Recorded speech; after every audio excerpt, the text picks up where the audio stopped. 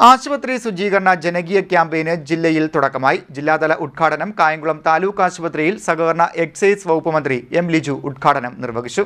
ആരോഗ്യ കുടുംബക്ഷേമ വകുപ്പിന്റെ ആഭിമുഖ്യത്തിൽ നടപ്പാക്കുന്ന തുടക്കം ആശുപത്രി ശുചീകരണ ജനകീയ ക്യാമ്പയിന്റെ ആലപ്പുഴ ജില്ലാതല ഉദ്ഘാടനം കായംകുളം താലൂക്ക് ആശുപത്രിയിൽ നടന്നു.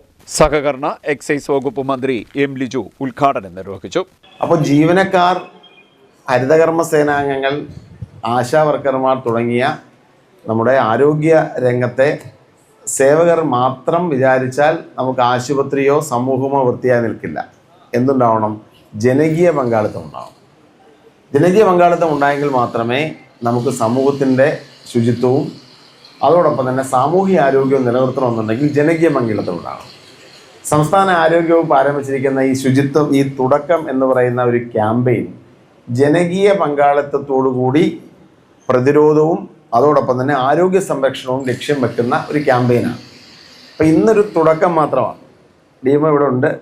DMO നമുക്കിതിനെ ഒരു വലിയ ജനകീയ ക്യാമ്പയിനായി മാറ്റണം. നമുക്ക് എല്ലാ ആരോഗ്യ പ്രവർത്തനം, ആശുപത്രി ജീവനക്കാർക്ക് നമുക്കൊരു സന്ദേശം കൊടുക്കണം. അവരുടെ പരമാവധി പ്രവർത്തനം നടത്തണം.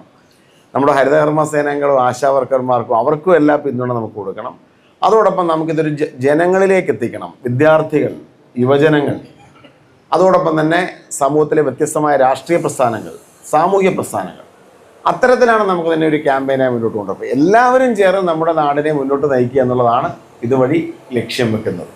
നമുക്കെല്ലാവർക്കും ചേർന്ന് ഇപ്പുറത്തിരിക്കുന്നവർ വിചാരിച്ചാൽ ആശുപത്രി നന്നാവില്ല, അല്ലെങ്കിൽ ആശുപത്രിയിലെ പരിസരം നന്നാവില്ല. അതുണ്ടാവണേ നമ്മളെല്ലാം വിചാരിക്കണം. നമുക്കെല്ലാം ഒരു സോഷ്യൽ റെസ്പോൺസിബിലിറ്റി ഉണ്ട്. നടന്നു പോകുമ്പോൾ കയ്യിലിരിക്കുന്ന ഒരു വേസ്റ്റ് എടുത്ത് സൈഡിൽ ഉപേക്ഷിക്കരുത് എന്നുള്ള ചിന്തയുണ്ടാകണം.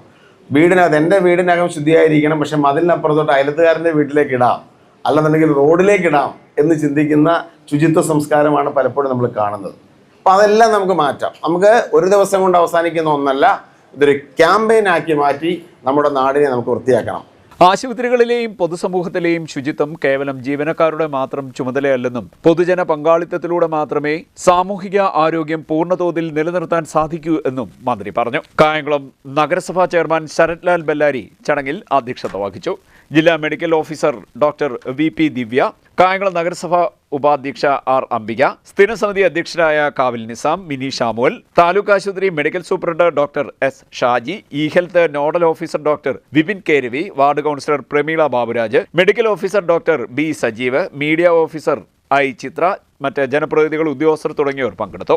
ചടങ്ങിൽ CSR ഫണ്ടിൽ ഉൾപ്പെടുത്തി ഫെഡറൽ ബാങ്ക് നൽകിയ ആംബുലൻസും ജീവിതശൈലി രോഗ നിർണയത്തിനുള്ള NDC ക്ലിനിക്കും ഉദ്ഘാടനം ചെയ്തു. CDNet news, Kayamkulam.